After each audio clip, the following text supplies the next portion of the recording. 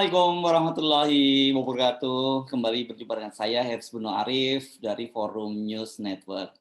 Para sejarawan sudah memberikan catatan dan kritik keras terhadap Kepres nomor 2 tahun 2022 tentang Hari Penegakan Kedaulatan Negara.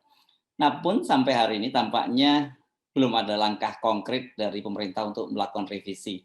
Yang terjadi malah kita menyimak pemerintah maupun para sejarawan yang menyusun Kepres itu, di balik naskah akademis penyusun Kepres itu malah terkesan bersilat lidah, termasuk juga Menko Polhukam Mahfud MD yang menyatakan bahwa dalam naskah akademisnya ada, tetapi memang di dalam Kepres itu tidak mungkin di nama-nama itu dimasukkan semua. Itu waktu itu alasannya Mahfud MD. Padahal sebenarnya yang dikritik itu justru adalah poin-poin dalam Kepres itu yang menghilangkan peran dari mantan Presiden RI Soeharto yang saat itu menjadi Komandan Baris 3 di Jogja, dan menonjolkan peran, terutama saya menduga ini Bung Karno ya, berkaitan dengan rezim dari Jokowi saat ini, dan juga Bung Hatta. Beberapa hari lalu, tepatnya Ahad malam, Forum Profesor dan Dr. Insan Cita menggelar diskusi yang sangat menarik dengan topik PDRI ini atau Pemerintahan Darurat Republik Indonesia, Serangan Umum 1 Maret 1949 dan Kepres nomor 2 tahun 2022. Ini diskusinya agak berbeda dengan perdebatan yang mengemuka di publik hanya seputar peran Soeharto dan siapa yang menjadi penggagas.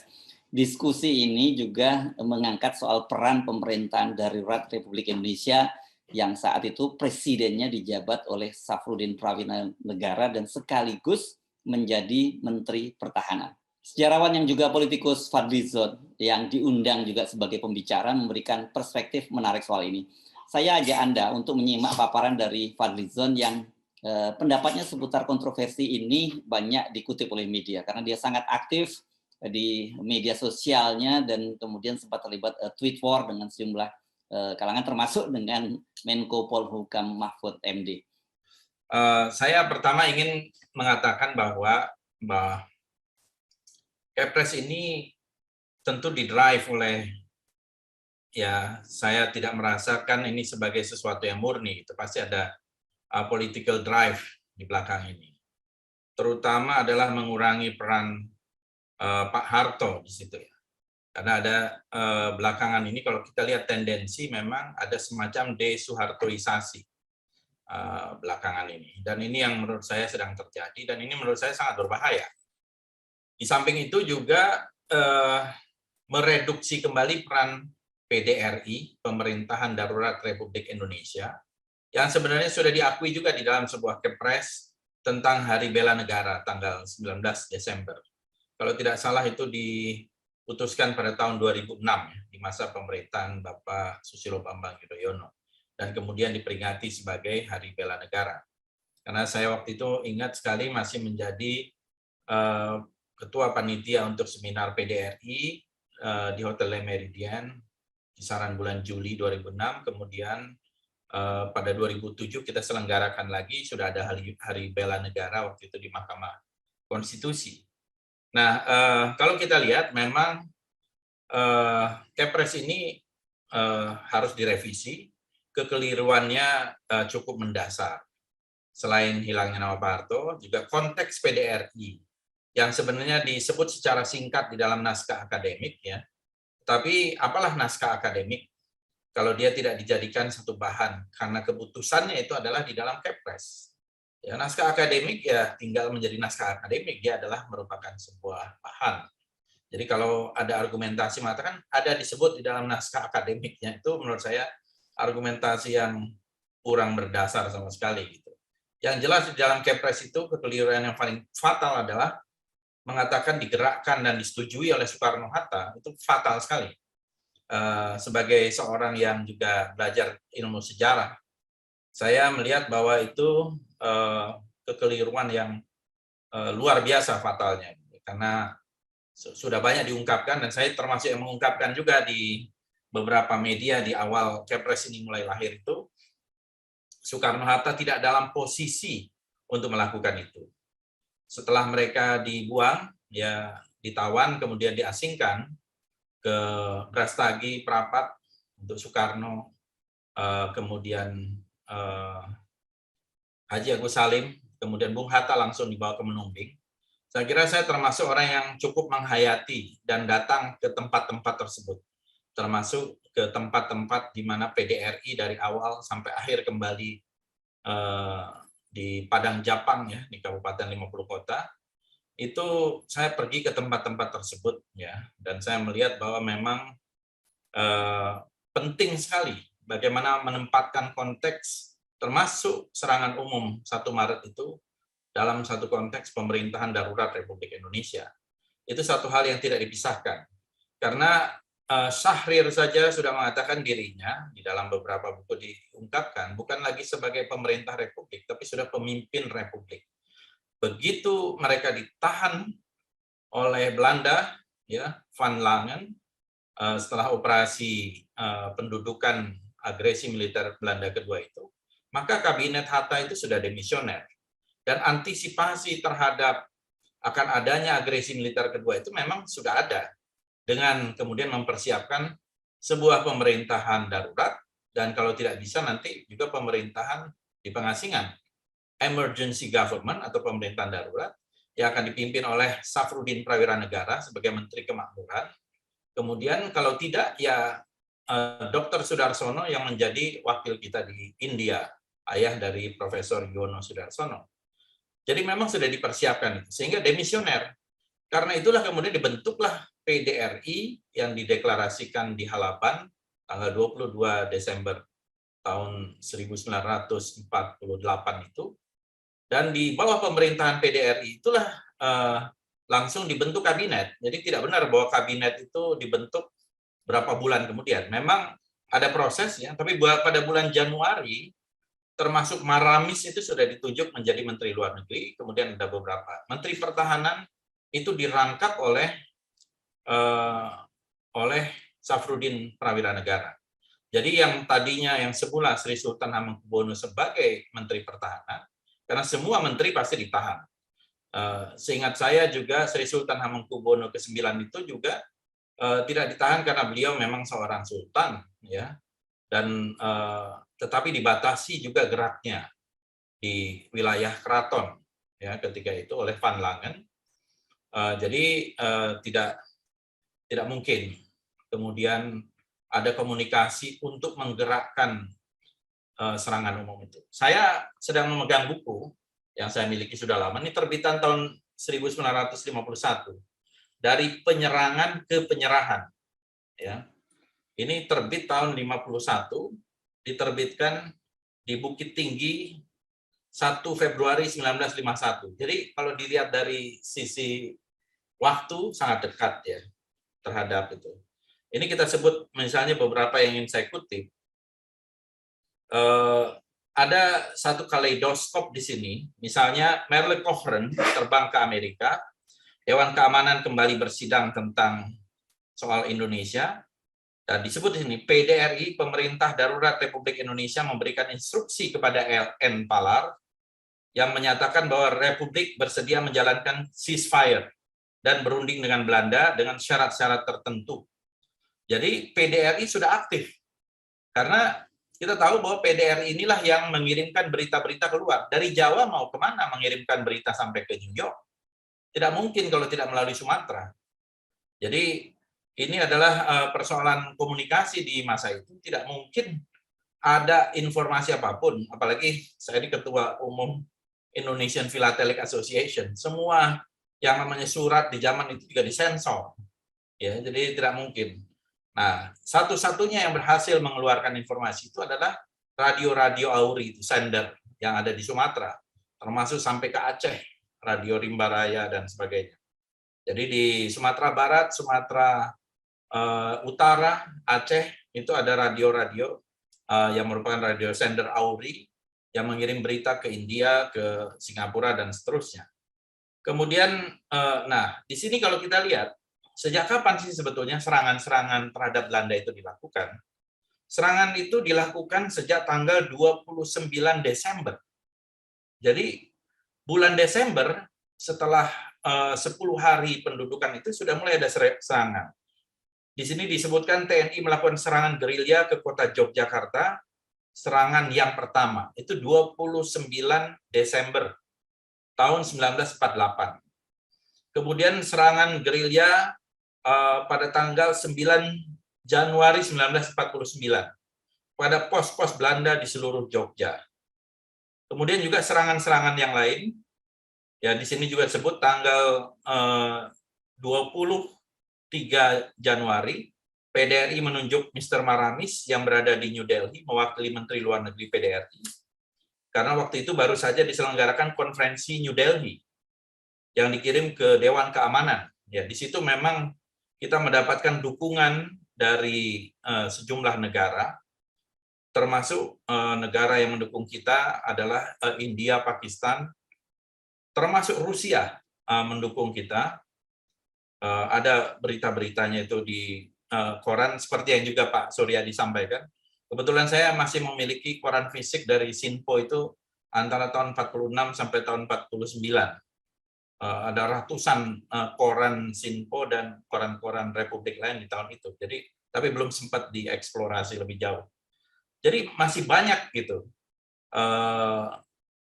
berita-berita, termasuk catatan-catatan dari sejumlah buku yang mengatakan bahwa serangan-serangan itu sudah dimulai. Jadi saya ingin mengatakan bahwa peran Pak Harto jelas, karena sebagai Komandan Wehrkreise 3 dan Pak Harto juga orang yang sangat dekat dengan Pak Dirman yang saya ketahui sejak sebenarnya sebelum peristiwa Madiun beberapa bulan sebelumnya, September 48, yang dimana waktu itu Pak Harto sendiri sempat datang ke Madiun dan atas perintah dari Jenderal Sudirman, yaitu kira-kira tanggal 19-20 September tahun 1948. Kemudian kedekatan yang lain yang juga sangat jelas ditunjukkan adalah justru pasca itu. Memang ketika itu ada satu situasi yang menurut saya negara boleh dibilang bisa pecah kalau tidak ada penyelesaian atau rekonsiliasi yang tepat gitu. Satu adalah PDRI yang memang berpusat di Sumatera dan Jawa, karena menteri-menteri sebagian juga ikut bergerilya di Jawa, Susanto, Tirto Projo, I.E. Kasimo dan lain-lain dari kabinet itu. Kemudian di Sumatera tentu saja, kemudian Jenderal Sudirman sendiri bergerilya. Dan pada umumnya berpendapat orang-orang gerilya ini, orang-orang yang berada di tawanan itu tidak mungkin atau tidak secara etis tidak bisa berunding. Gitu ya. Oleh karena itu yang ini menimbulkan juga sebagian besar kemarahan dari PDRI termasuk Jenderal Sudirman terhadap Soekarno-Hatta ketika itu. Karena secara tanpa persetujuan dari pemerintahan yang sedang dipegang ketika itu melakukan di belakang perundingan yang akhirnya terjadi pada bulan Mei, yaitu perundingan Rumroyen, ya. Dan akhirnya terbelahlah itu antara Trase Bangka dengan PDRI, ya, dan kemudian ini pada bulan Juli awal itu harus direkonsiliasi, dan saya kira otak rekonsiliasi itu adalah Bung Hatta, karena Bung Hatta sendiri yang berusaha untuk mencari pemerintah darurat Republik Indonesia, tapi sampai di Kutaraja baru mendapatkan kabar dari Kolonel Hidayat ketika itu, dan saya mendengar langsung dari Pak Rais Abin, yang merupakan mantu dari Kolonel Hidayat, Panglima Militer Sumatera, yang mengatakan bahwa pemerintah darurat Republik Indonesia berada di wilayah 50 kota, yaitu di daerah Padang Japang. Kemudian akhirnya diutuslah 3 orang untuk membujuk kembalinya tokoh-tokoh PDRI itu ke Jogja, yaitu yang diutus adalah Muhammad Natsir, J. Leimena, dan Dr. Abdul Halim.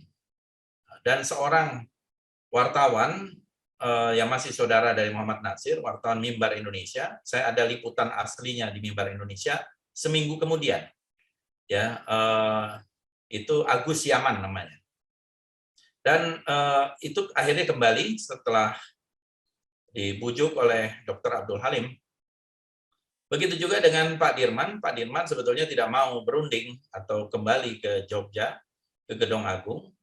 Justru yang diutus untuk ada beberapa versi yang mengatakan Pak Dirman tidak mau untuk ke bertemu Soekarno-Hatta di Gedung Agung. Kemudian meminta kepada Sri Sultan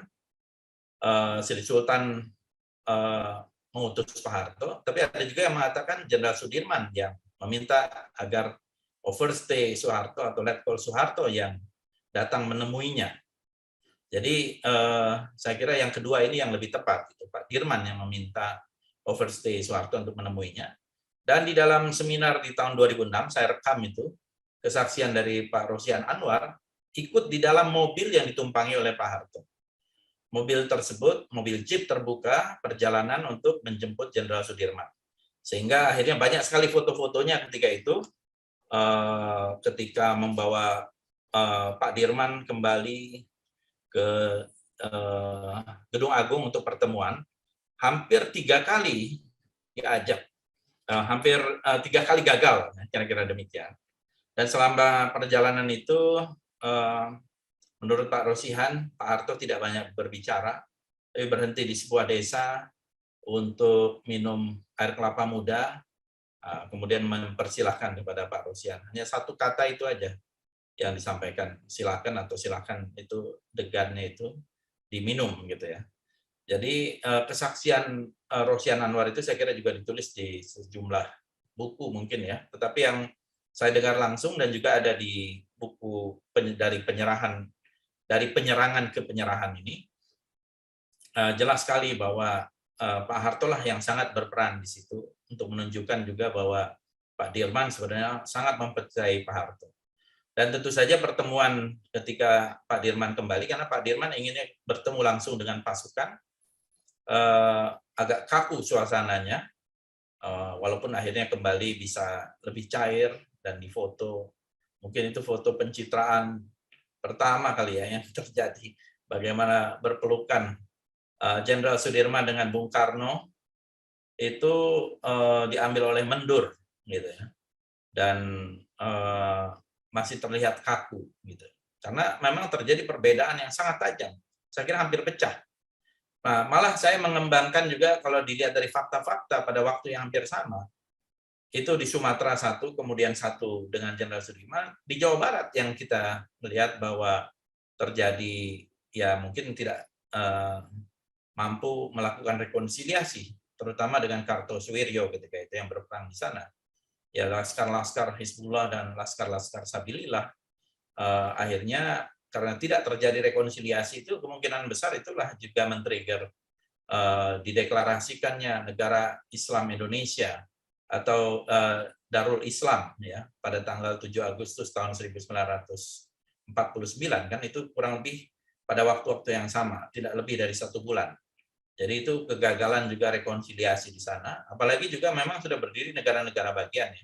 Negara Pasundan sudah ada, negara Indonesia Timur sudah ada dan sebagainya. Dan di dalam proses itu juga BFO juga sangat berperan untuk membawa negara-negara bagian itu ikut di dalam satu proses perundingan. Ini yang menurut saya terjadi. Jadi kembali kepada Pak Harto, menurut saya bukan hanya Pak Harto, tetapi konteks PDRI juga harus dikembalikan gitu ya, harus kembali diakui supaya tidak ada kesan bahwa perjuangan itu hanya Jawa sentris, ya. Dan kesan Jawa sentris ini menurut saya sangat berbahaya karena meniadakan perjuangan di daerah-daerah lain. Selain itu juga tentu kita harus mendudukkan segala sesuatu pada tempatnya dan bisa diperdebatkan. Nah, sayangnya sejarawan, saya nggak tahu apakah ada di sini sejarawan yang ikut terlibat di dalam pembuatan Kepres itu. Kalau ada kan bagus sekali kalau kita memperdebatkannya. Karena ini menyangkut masalah hajat hidup orang banyak. Ini masalah dari generasi ke generasi. Jangan sampai nanti setelah ini dia akan mengubah lagi sejarah G30S PKI gitu ya. Dengan versinya, mungkin di situ akan PKI dianggap sebagai korban. Saya kira akan hancur bangsa ini kalau sejarah diperlakukan seperti itu. Terima kasih. Wassalamualaikum warahmatullahi wabarakatuh. Sangat menarik ya apa yang disampaikan oleh Fadlizon, dan dia menyoroti 2 hal. Pertama, adanya desuhartoisasi yang coba dilakukan oleh rezim Jokowi, yang menurut dia itu sangat berbahaya. Yang kedua, dihilangkannya atau tak diakuinya peran PDRI yang saat ini saat itu, maksud saya presidennya dijabat oleh Safrudin Prawira Negara, sekaligus tadi saya sebut dia merangkap juga sebagai Menteri Pertahanan. Karena selama ini disebut-sebut bahwa yang menjabat Menteri Pertahanan adalah Sri Sultan Hamengkubuwono IX. Tapi sebenarnya Sri Sultan Hamengkubuwono IX ini menjabat sebagai Menteri Pertahanan pada kabinet pada masa pemerintahan Presiden Soekarno dan Bung Hatta atau kabinet Hatta pada waktu itu. Tetapi ketika kemudian terjadi pemerintahan darurat, dibuat pemerintah darurat, itu yang menjabat sebagai Menhan adalah Safrudin Prawira Negara. Memang kalau kita bicara serangan umum 1 Maret 1949 itu, maka sesungguhnya tidak bisa dilepaskan dengan keberadaan pemerintahan darurat Republik Indonesia. Sebuah pemerintahan pengasingan di Rimba Raya Sumatera. Kalau nggak salah dulu namanya masih Sumatera Tengah. Jadi sebelumnya sempat di Bukit Tinggi, tapi kemudian bergeser untuk menghindari penangkapan dari Belanda, bergeser ke sebuah hutan di kawasan sekarang di kawasan Sumatera Barat. Dan ini sekaligus keberadaan dari pemerintahan di pengasingan ini membantah klaim pemerintahan Belanda di PBB bahwa pemerintahan Indonesia saat itu sudah lumpuh karena presidennya, yakni Bung Karno dan juga Wakil Presiden Bung Hatta sudah ditangkap bersama dengan sejumlah pemimpin lainnya. Mereka ini ditangkap pada tanggal 19 Maret 1948. Ya, dengan begitu, dengan adanya PDRI ini, klaim pemerintahan Belanda itu terbantahkan. Sementara klaim Belanda bahwa tentara Indonesia juga sudah berhasil dilumpuhkan, terus yang ada itu adalah para ekstremis, begitu nyebutnya Belanda, itu juga terbantahkan dengan serangan umum 1 Maret 1949. Sayangnya peran pemerintahan darurat Republik Indonesia ini terkesan ingin dihapuskan dari sejarah atau tidak diakui sejarah. Kebanyakan buku-buku sejarah kita hanya mencantumkan nama presiden itu Soekarno, Soeharto, Habibie, kemudian Gus Dur, Megawati, SBY, dan juga sekarang Jokowi. Padahal secara de facto dan secara de jure harusnya ada nama Safrudin Prawira Negara yang walaupun hanya singkat menjadi presiden, yakni tanggal 19 Desember 1948 sampai tanggal 13 Juli 1949, jadi setengah tahun lebih lah, itu sangat menentukan eksistensi negara Republik Indonesia. Saya Hirs Bin Arif dari Forum News Network. Wassalamualaikum warahmatullahi wabarakatuh.